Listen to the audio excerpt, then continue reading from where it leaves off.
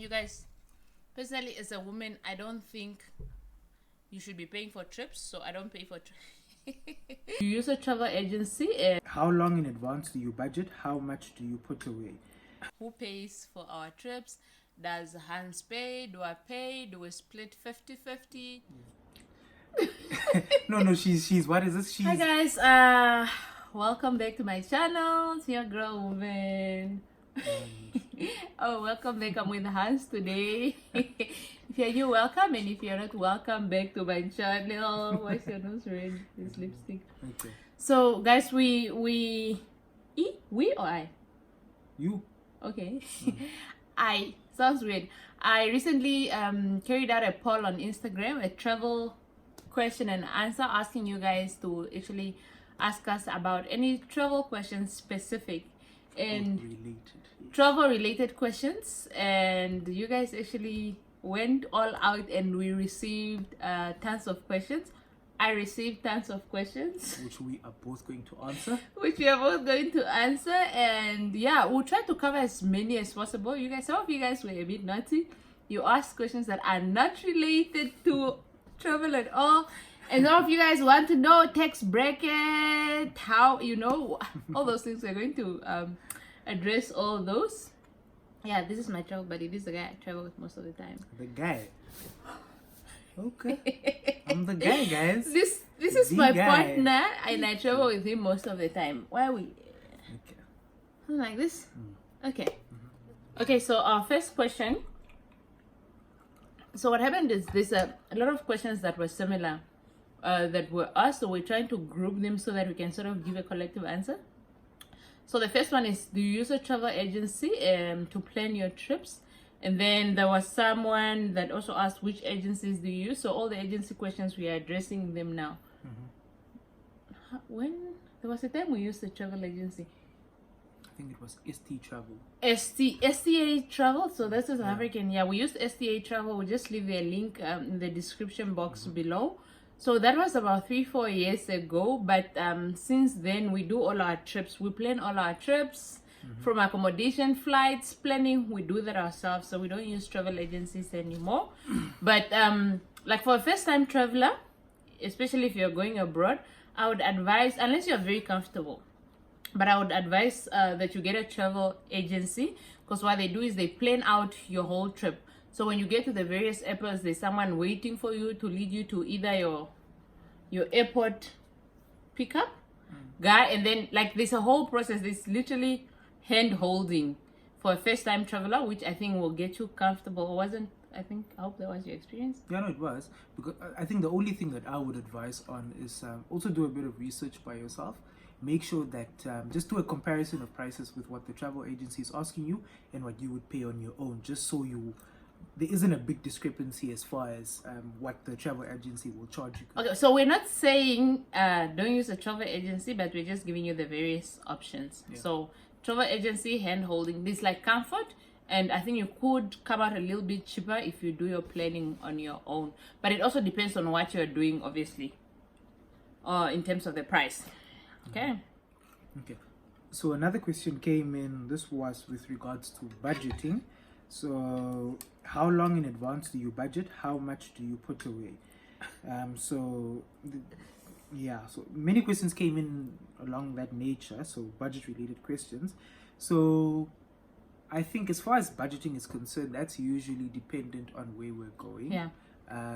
What we plan on doing, activities and so forth. Yeah. And so we try and come up with an estimate of how much the total trip would cost, and then try and break it down into months, basically how much we'd contribute per month. Yeah, and especially for us, we don't make that much money, so budgeting is very, very important for us. So there's a time we've planned of we've saved up to 12 months before we could actually take on a trip. So what we first do is see what destination you want to go to, look at your cost, total cost, and then you look at how much per month you can actually, towards obviously your earnings or what you bring in a month, you can see how much of that you can save. So we try to sort of stretch our budget so that we don't strain our monthly or day-to-day lives to still live a little, you know, because you also don't want it to be like you don't want to take the fun out of your everyday life while you're looking forward to this trip. So I think budgeting is very, very important. And someone asked, how much do you budget for? It depends on the trip. We have done trips that costed us $1,000, like we can go camping sometimes, and we have done trips that, you know, can cost quite a bit, especially if you're traveling out of the country. So say for instance the Thailand trip, if you're looking at Thailand and you're doing Bangkok and Phuket, we did between 40 to 50K. But that's because you're doing countries, that's inclusive of hotels, everything. That was about that budget. I just, yeah. So it takes time to actually save all that money. So the traveling that you guys are seeing, we have actually saved way in advance. Yeah. Yeah. For those that are asking about tax brackets. For those that are asking about tax brackets, we don't make much money. We prioritize, and then so we like to travel, and yeah, that's the budgeting basically. So guys, I'm gonna wear my glasses now to read this question because so this lady asked, how easy is it to stick to a budget, you know? And I think that's also budget related, but then let's link it to the another question. So who handles the booking for accommodation, choosing eateries, and all those things? She does, guys. Why so far? It's true, she does. I think ever since our first travel, I think Shirley has done a great job as far as being able to pick out. I deserve a kiss for that. You do. No, she's what is this? She is in finance after all, so she's good with the books.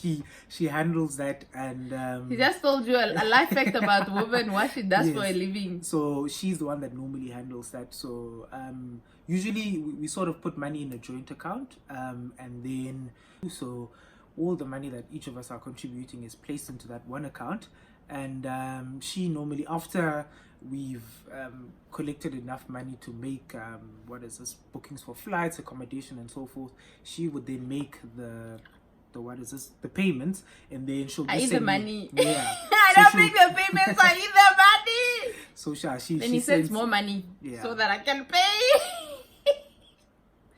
She sends me confirmations of the payments, and yeah, usually that's how we keep track of everything. Transparency in our relationship. Transparency. We are very I think transparency, especially even if you're traveling with your friends, is very, very important, so that you all know what budget you're working with, so that you don't strain someone else, so that you don't frustrate someone else, like, why is she not putting up her 500 this month, you know? So transparency while you guys are planning is very important. So for accommodation, just to add, we actually look through destination where we want to go, and then we look at various hotels together. Like, this is what we found, and then we choose a hotel, then we choose flights, you know. And with most of the countries, I think you could fly Doha. Qatar leaves from Namibia, so that's usually an easier flight. Or you could go to South Africa and then connect elsewhere. I think does Ethiopia Airlines also departs from here. Namibia, yes, as well. Excuse me. So it's always, I think, for us it works better to depart from Namibia as opposed to going to South Africa or somewhere else to connect.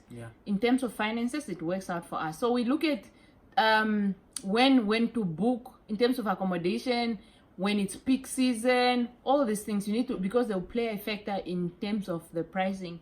So overall, we decide on our accommodation is a unit. Our flights, he sends money, which I usually eat up, and then he sends more money. Okay. We put money in a joint account, and then we make our payments. Travel hack for those that love warmer destinations. I think what we found is that usually it's much warmer in places like your islands. So usually the smart thing to do would be in autumn and winter seasons, where it's not so hot there. It's hot enough that, you know, it's good, and the prices are quite cheaper during that time, as opposed to going to peak season, which is summertime, which is when everybody goes. So that's, you know, it helps with the financing of these trips. I remember when we went to, was it Mauritius? It was winter, but it was so warm. We were in shorts the whole time. So our winter this side is so winter on that side, but it's warmer. So during those, like, try those unpeaky seasons if possible. Then prices are cheaper. Okay. Another question that was asked was, who pays for our trips? Does Hans pay? Do I pay? Do we split 50-50? How exactly do we go about that, babe? Tell them how we do it. Tell them how you pay this stuff. Hey, talk. You guys, personally, as a woman, I don't think you should be paying for trips, so I don't pay for trips. I'm kidding, guys. Yeah, personally, as a woman, I don't think you should be paying for trips, so I personally don't pay for trips. Hans does the paying. I'm joking, guys. So, firstly, I think it's very important to note where you are or what stage you are in your relationship. This is obviously for couples now, and we are both young, so there's no way I'm expecting Hans to pay for all our expenses and trips and so forth. So what we do is we split our budget. It can be 50-50, or he can chip in more because he's the man. That's what men do. Okay. Yeah. It really just depends also what other commitments do we have in that period of time. Do our budgets allow, it's really, you need to understand each other's finances. That's very big, eh? Understanding each other's finances. Transparency. Yeah, we need to understand each other's finances, but yeah, ideally we do a 50-50 split. Why is it red everywhere? Oh, sorry. I don't know, because my lips are not red, so I don't know why his lips or his chin is red. Yeah, I've covered that. 50-50, I think, works.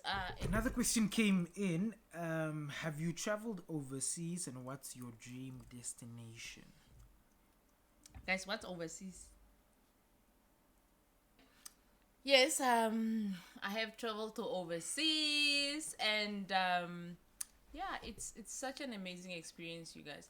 You are opened up to this whole new world. It's just, even your outlook on life, just, there's a different perspective, and you sort of catch on to that, and just your way of thinking is sort of different. In terms of dream destinations, babe, what's my dream destination? She has two, I think three that she circulates. I'm not sure which one it is right now. But I think one is to visit the Northern Lights, and the other is to go to an... Just Northern Lights? I'm continuing. Okay. Yeah. Where are we staying when we are visiting the Northern Lights? At the Ice Hotel. Oh, No. Hey, where? In the the little Igloos. yes. Oh, okay. The person talking about dream destinations, not where we are staying when you are visiting your dream destination. Okay. Yes. But you didn't know where we were staying. You thought we were staying in the Ice Hotel. Okay. Okay. Mm-hmm. Yes. Okay. I answered. No, you say there are three. Then okay. Actually, no. There are not three. There are two. What's the Yeah. other one? Huh? That Peru. That funny things across the mountains. Up on the Mm-hmm. mountains. Guys, there's a mountain. There's a hotel on the mountain in Peru. So it's like this little cubic. Is like a, what do you call that?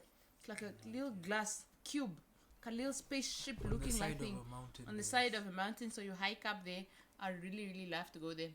I know what's your dream destination. What? Old Trafford. Have other destinations aside from That's the only one you say, and you keep saying Old Trafford because I'm a simple man. No? No. No. Yes, that's what you keep saying. Yeah, I am a simple man. Yeah, Uh-huh. I agree. What are your other travel destinations? Destinations. Wembley. Ah! I'm joking. She got it right. Yes, guys. I deserve a cookie for that. Cookies. Yeah. Okay. Our next question is, How? Oh yeah, this one is interesting. how your boss lets you travel a lot. How do you manage to get holidays? So me, I'm unemployed, self-employed, / traveler, vlogger, / wardrobe consultant, Slaps. makeup artist. So guys, I think you need to manage your leave very well. My boss doesn't let me travel that much. So in a year, depending on who you work for, you are allocated days. So it depends on how you work your leave days really to deplete them. And if you deplete your days, you could probably take unpaid leave. But as for me, I have not depleted my leave days. I think my employer, I have a very, very good employer. I think one of the best employers I've ever worked for.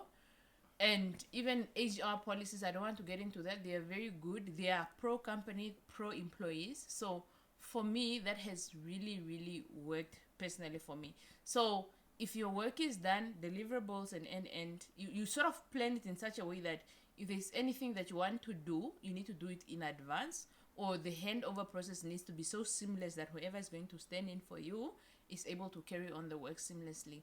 And I just take leave within my leave days, guys. About what, 30 days in a year, or however much I get, that's what I take. And I think also, because you're traveling with someone, it's always good to understand how many leave days they have. Yeah. And also just working, because you are traveling together, obviously, so you kind of need to coordinate your leave together. So it's understanding your partner's leave days, or whoever your travel buddy is, Yeah. and making sure that, when you do intend to travel, one person doesn't have more leave days than the other, or that He always has more leave days than me. But yeah, I don't know. He doesn't like to use his leave days. Why don't you use your leave days? How do you think I get to travel? Okay. Sorry, guys. He uses leave Okay. days. Guys, we don't take unpaid leave. We already don't make enough, so we can't afford unpaid leave. So all the time that you see us traveling, it's just within our leave days. Another question that came up is, how often do we travel? Yeah. Guys, we travel when an opportunity arises. So it's two things: finance, opportunity. So what we really look at, we are cheapskates, eh? You must know we like sale. So we're looking at a lot of discounts. If, say for instance, hotels are running specials, airlines and all those things, so we try to take advantage of that. So say for instance, NWR has a 2 nights. I remember there was a time they were running a special where 2 in 1. You only pay for 1 night, you stay 1 for free. That would take advantage of. Or I know NWR has a lot of specials, and then Air Namibia as well. We've actually managed to bargain on that in terms of flights. So it just depends on availability and money. So we don't really say we need to travel 6 times a year. What we do try to do is at least travel out of the country once a year, just once, guys. I don't know, it may seem like we travel a lot, but we don't. And then try to tour our country as much as we can. And for locals, there's various companies that have local discounts, and we just take advantage of that. Yes. Yeah. So guys, usually I would advise that you make use of the Gondwana cards and NW cards. Usually they have 50% off running. I'm not sure about the specific times of the year, but usually they have those specials that allow you to get 50% off. If you once you have those cards, you can usually make use of those specials. Why are you frowning, babe? Am I running? That's how it works. I know, that's so I've changed location. So the question was, is it not awkward filming hotels, restaurants in Namibia? I feel people would look at me weirdly. To be honest, at first it was weird. I hope this is not alcohol in my background.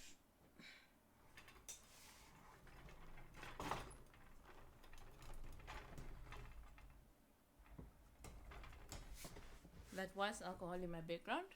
So at first it was very weird. Like, you're talking to your phone and people are just weirdly staring. They're like, what is she doing?